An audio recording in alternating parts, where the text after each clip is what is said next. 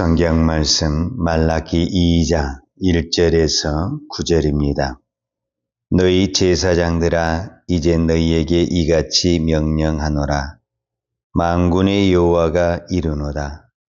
너희가 만일 듣지 아니하며 마음에 두지 아니하여 내 이름을 영화롭게 하지 아니하면 내가 너희에게 저주를 내려 너희의 복을 저주하리라. 내가 이미 저주하였나니 이는 너희가 그것을 마음에 두지 아니하였음이라.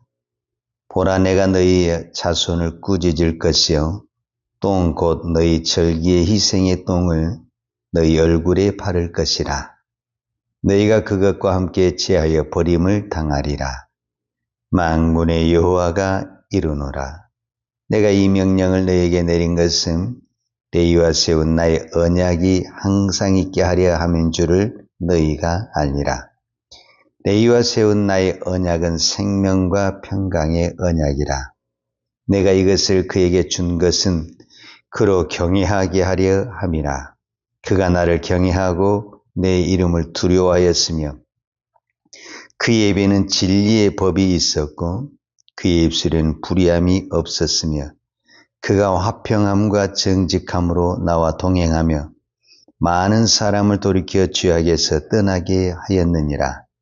제사장의 입술은 지식을 지켜야 하겠고 사람들은 그의 입에서 율법을 구하게 되어야 할 것이니 제사장은 만군의 여호와의 사자가 됨이거늘 너희는 옳은 길에서 떠나 많은 사람을 율법에 거스르게 하는도다. 나 만군의 여호와가 이르노라. 너희가 너희의 언약을 깨뜨렸느니라. 너희가 내 길을 지키지 아니하고 율법을 행할 때에 사람에게 치우치게 하였으므로 나도 너희로 하여금 모든 백성 앞에서 멸시와 천대를 당하게 하였느니라 하시니라. 아멘. 자, 오늘은 말라기 2장을 통해서 하나님이 특별히 제사장들을 책망하신 것을 볼 수가 있습니다. 그래서 오늘은 우리가 이제 제사장 하면 구약의 레위 지파가 제사장이잖아요. 그러니까 야곱의 아들이 12명이 있는데 어떻게 해서 레위 지파가 제사장의 지파가 됐는가? 우리가 오늘은 그 부분에 대해서 말씀을 살펴보도록 하겠습니다. 그러니까 야곱의 이름이 이스라엘이 되고 그 다음에 이 야곱의 12명이 12지파가 돼서 한 나라를 형성하잖아요. 그런데 그 한 나라를 형성하는 과정 속에서 한 지파를 별도로 뽑아서 제사장의 지파로 세웠습니다. 그게 레위 지파입니다. 야곱은 두 아내가 있었습니다. 레아와 라헬이 있었어요. 근데 라헬은 2명을 낳았어요. 12명의 자녀 중에서 딱 2명. 요셉과 베냐민. 그리고 이제 나머지는 이제 레아 그리고 여종들에 의해서 낳았는데 이 야곱의 큰 아들이 이제 창세기 29장에 보면은 루벤, 그 다음에 시므온, 레위, 유다 이렇게 순서가 갑니다. 이게 장자가 루벤, 둘째가 시므온, 셋째가 레위, 넷째가 유다입니다. 그리고 이제 이 유다 지파에서 우리가 잘 안 대로 다윗이 나오고 메시아가 나옵니다. 그러면은 이제 이 레위 지파죠. 이 레위 지파가 어떻게 제사장이 됐는가? 이렇게 생각하면 이해가 쉽습니다. 우리 가정을 가지고 이야기했을 때 어느 한 가정에 자녀가 12명이 있었어요. 이렇게 생각할 수 있잖아요. 12명이 있었어요. 근데 그 중에 가장 믿음이 좋은 애가 우리로 말하자면은 신학교도 가고 또 목사도 되고 선교사가 된 거예요. 우리 그렇게 생각할 수 있잖아요. 그러니까 어떤 부분에서는 레이가 그런 부분에서 공의, 우리가 흔히 성경에 말하는 정의, 하나님의 법에 대해서 신실한 그런 사람이었다. 우리가 이렇게 생각해 볼 수가 있는 거죠. 자, 그러면은 시므온과 레이에 대해서 우리가 잠깐 생각을 해 볼 수가 있는데, 그거를 먼저 생각하기 전에 야곱에게는 유일하게 딸이 하나 있었어요. 그 딸 이름이 디나입니다.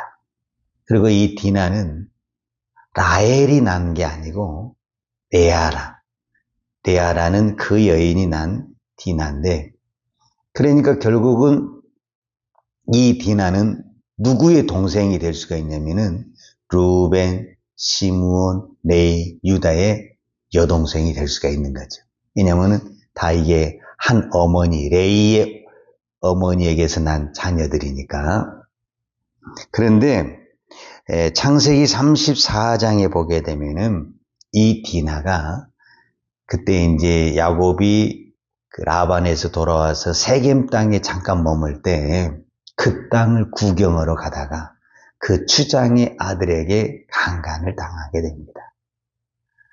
그런데 이 야곱이 무슨 수를 써야 되는데 아무 수를 안 쓰는 거예요.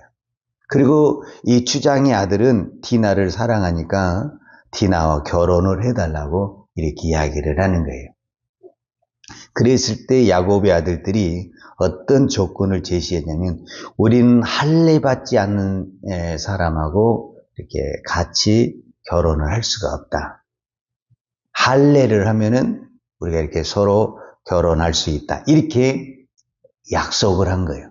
그러니까 이제 그 세겜에 있는 그 추장의 아들은 그 디나와 결혼하고 싶으니까 자기뿐만 아니라 모든 사람들에게 다 이제 할례를 하게 하는 거예요. 그래가지고 이제 할례를 해서 이제 그 고통 중에 있을 때 이제 여기서 이제 사단이 일어나게 되는데, 시므온과 레이가 칼을 차고 그 할례 받고 고통 중에 있는 사람들을 무차별하게 사실은 죽이게 됩니다. 그것이 디나에 대한 어떤 보복성, 원한을 갚은 것이다. 이렇게 이야기해요. 그러면 이제 이 사건으로 인해서 야곱은 시므온과 레이를, 야, 너희들이 이 복수를 해서 참 시원하다. 이렇게 이야기했는데, 너희들이 큰 잘못을 했다. 오히려 야단을 치게 되는 거예요. 그러니까 어떤 부분에서는 시므온과 레이는 칼을 잘 쓰고 잔악한 부분이 있어요. 그렇지만 그들은 정의를 위해서 했다. 이렇게 또 이야기할 수도 있죠. 그래서 나중에 무슨 문제가 또 생기게 되냐면은 창세기 49장에 보게 되면은 이제 그때 이제 야곱이 마지막 이제 자녀들을 다 불러다 놓고 축복 기도를 해요. 창세기 49장 50장은 야곱의 축복이거든요, 사실은. 근데 유일하게 축복을 하는 두 자녀가 있는데 시므온과 레이에게는 축복을 하지 않냐고 저주를 해요. 왜냐하면 이때 이 칼의 사건 때문에 그래요. 그래서 창세기 49장 5절에 보면은 실제로 성경은 이렇게 기록이 되어 있어요. 시므온과 레이는 형제요. 그렇죠. 같은 형제요. 그들의 칼은 잔해하는 기계로다. 그러면서 그 노여움이 혹독하니 저주를 받을 것이요 분기가 맹렬하니 저주를 받을 것이라. 그리고 내가 그들을 야곱 중에서 나누며 이스라엘 중에서 흩으리려라. 그러니까 그들은 이렇게 뭉쳐서 사는 그 지파가 아니라 흩어버리겠다. 이렇게 이야기를 하죠. 어떤 부분에서는 시므온과 레이는 자기들 나름대로는 정의를 부르짖지만은 아버지에게는 저주를 받은 그런 어떤 현상이 나타나게 됐어요. 그런데 이제 이것이 창세기에서 출애굽기로 넘어가면서 이제 또 반전이 일어나게 됩니다.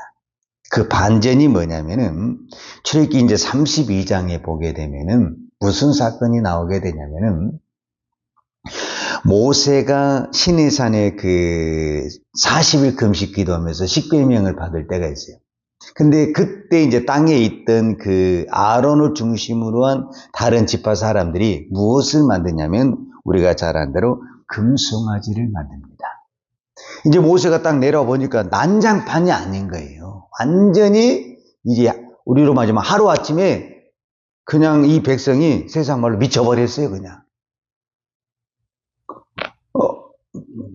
모세 입장에서는 기가 막히죠. 이 백성을 위해서 40일 동안 금식해서 우리로 말하자면 율법, 십계명을 받아왔는데 이 백성은 전혀 하나님과 상관없는 막 금송아지 만들고 난리 법석을 하고 있고 막 금송아지 앞에서 춤추고 난리하고 있으니 이 모세 입장에서는 막 기가 막히는 거예요, 이런 현상이.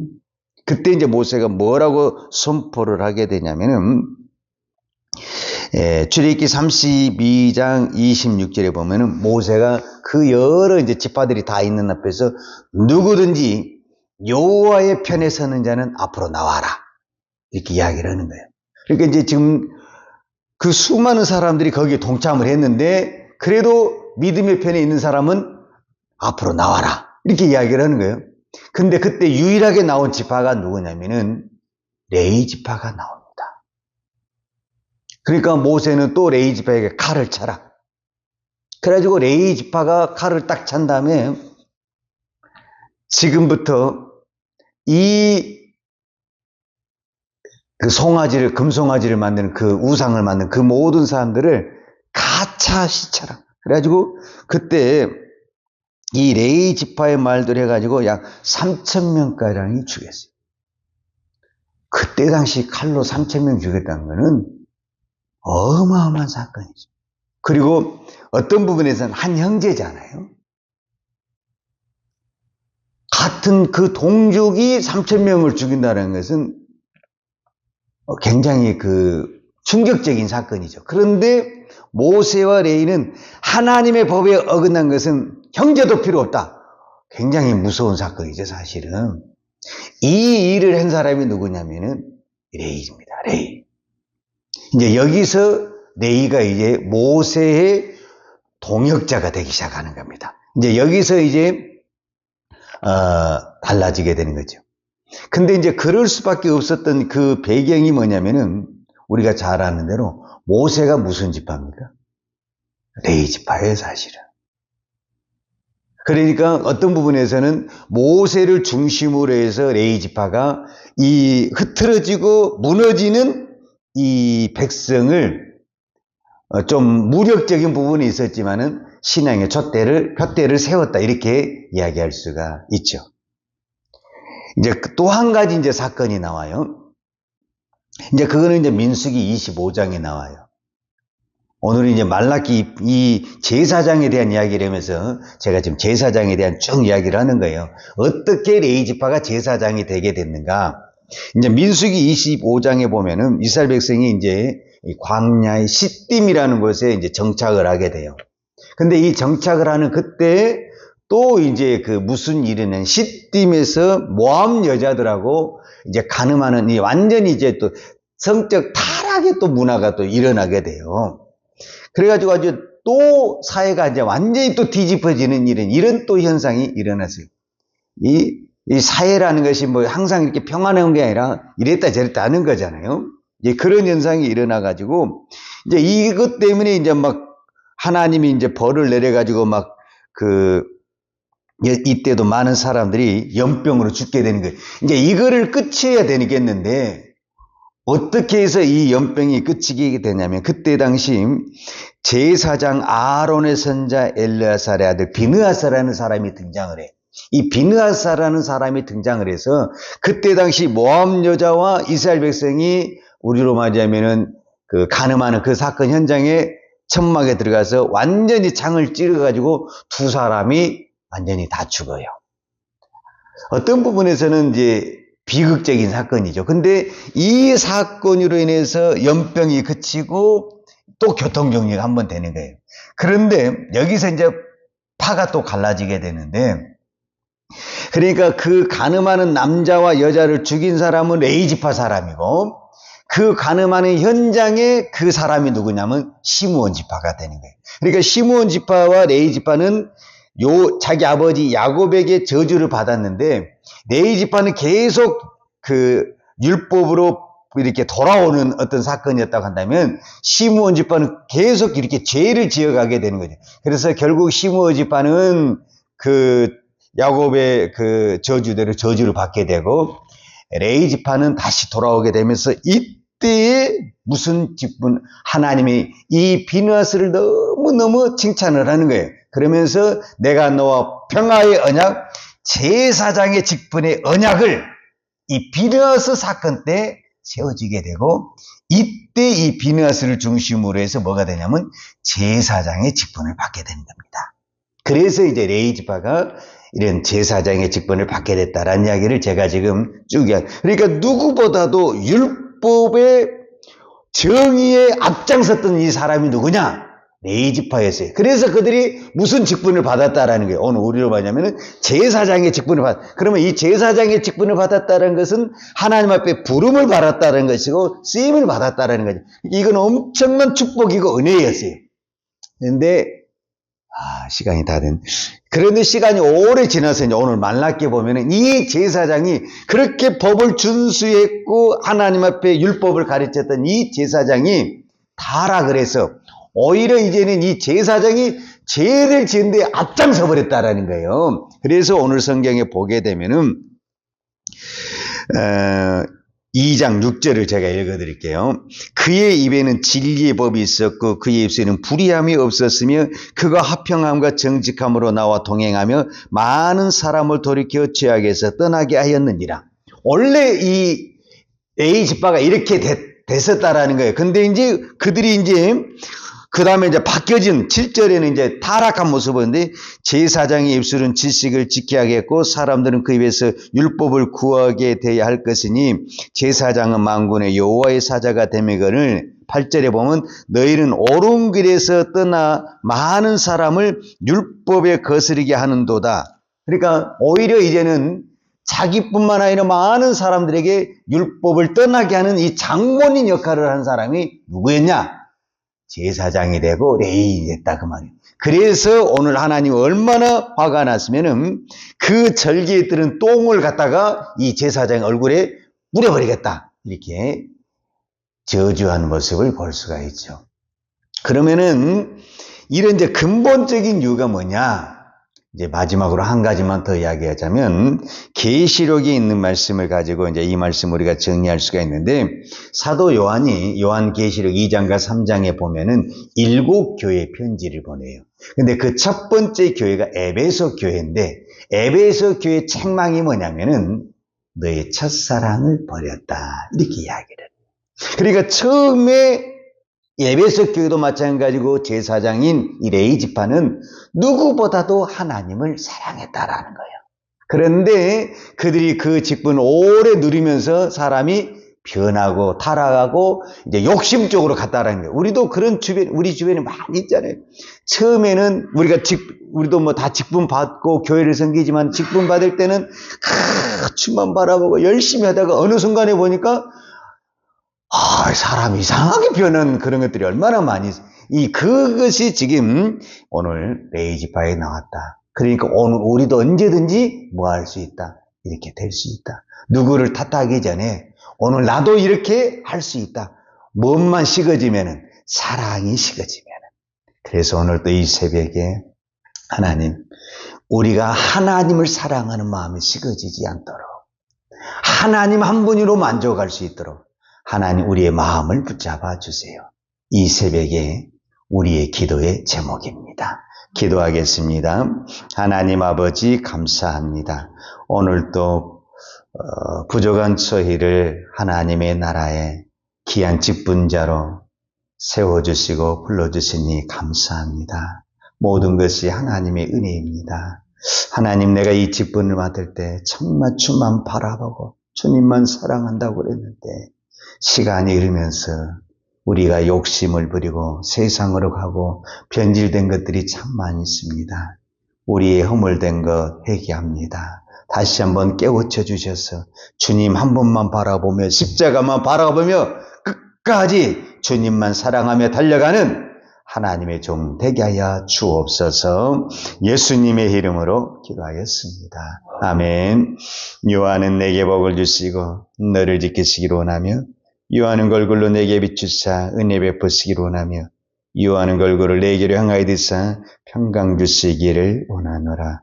이제는 우리를 죄악에서 구원하여 주신 우리 주 예수 그리스도의 은혜와 아버지 하나님의 그 크신 사랑과 성령님의 풍성한 은혜가 오늘도 오직 주만 바라보며 믿음의 길을 달려가기를 원하는 사랑하는 주의 종들 머리머리 이해와 이 나라 이 민족과 한국 교회 위에 온 열방에 이 생명의 복음을 증거하는 선교사님들 이해와 사랑하는 주의 자녀들 머리 위에 이제로부터 영원토록 함께 있을지어다. 아멘.